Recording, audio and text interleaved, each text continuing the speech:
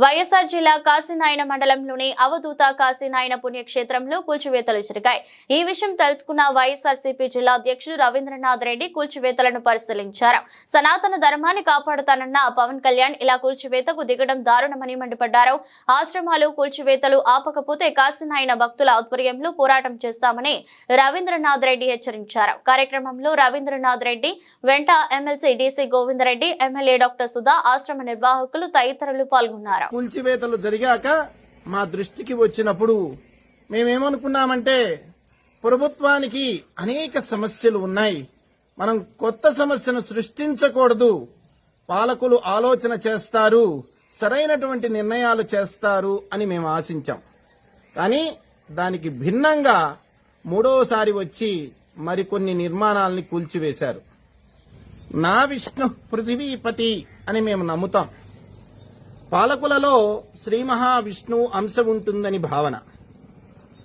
అంటే శ్రీ మహావిష్ణువు అంటే స్థితికారుడు అని, పోషించేవాడు, పాలించేవాడు, సంరక్షించేవాడు అని మేము నమ్ముతాం. పాలకులుగా ప్రజల్ని పోషించి సంరక్షించాల్సిన బాధ్యత మీదే.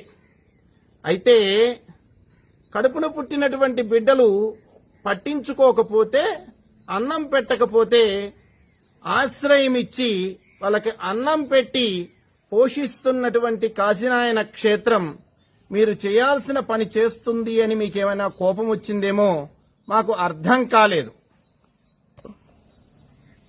అయ్యా, మీరు కూలగొడుతుంది కేవలం నిర్మాణాలని మాత్రమే అని మీరు అనుకుంటున్నారేమో, మాకు తెలియటం లేదు. కానివ్వండి, మీరు కూలగొడుతుంది కేవలం నిర్మాణాలని మాత్రమే కాదు బాబు. కన్నబిడ్డలు భోజనం పెట్టకపోతే అన్నమో రామచంద్ర అని అలమటించకుండా ఆ వృద్ధుల్ని అక్కున చేర్చుకుని అన్నం పెట్టుతున్నటువంటి ఓ మహావృక్షాన్ని మీరు కూలగొడుతున్నారు. ఏ కులం వాళ్ళు వచ్చారు, ఏ ప్రాంతం నుండి వచ్చారు, ఏ మతం వాళ్ళు వచ్చారు అని చూడకుండా అందరినీ అక్కున చేర్చుకుని భోజనం పెట్టేటువంటి జ్యోతిక్షేత్రాన్ని కూల్చటం ద్వారా ఓ సమతా కేంద్రాన్ని విచ్ఛిన్నం చేస్తున్నాము అనే ఆలోచన మీకు కలగలేదా? ఆలోచన చేయండి.